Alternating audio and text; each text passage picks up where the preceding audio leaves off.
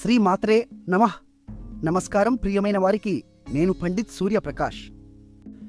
ఈరోజు 21 ఏప్రిల్ 2026న వృశ్చిక రాశి వారికి అత్యంత ప్రత్యేకమైన రోజు.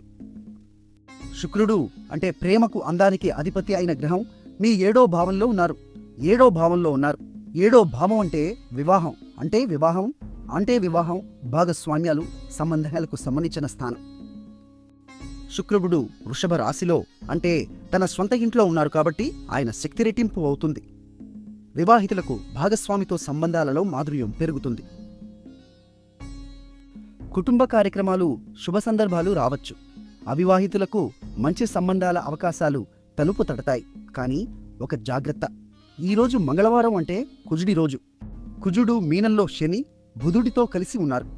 ఈ కలయిక మీ 5వ భావంలో అంటే భావోద్వేగాలు, సృజనాత్మకకు సంబంధించిన స్థానంలో ఉంది. అందువల్ల సంబంధాలలో అతి భావోద్వేగంతో మాట్లాడకుండా ఉండండి.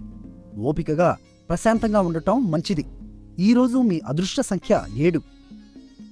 ఎరుపు రంగు వస్త్రాలు ధరిస్తే కుజుడి ఆశీర్వాదం లభిస్తుంది. మృగశిర నక్షత్రం అంటే అన్వేషణ శక్తినిచ్చే నక్షత్రం. ఈరోజు మీకు కొత్త విషయాలు తెలుసుకునే ఆసక్తిని పెంచుతుంది. ఈరోజు ఆది శంకరాచార్యుల జయంతి కూడా. ఆత్మజ్ఞానం కోసం ధ్యానం చేయండి. ధరణీగర్భ సంభూతం విద్యుత్కాంతి సమప్రభం అనే మంగళ స్తోత్రాన్ని పఠించండి. శుక్రుడి అనుగ్రహం మీ సంబంధాలను బలపరుస్తుంది. కుజుడి శక్తిని ఓపికతో అదుపు చేయండి. జై శ్రీమన్నారాయణ.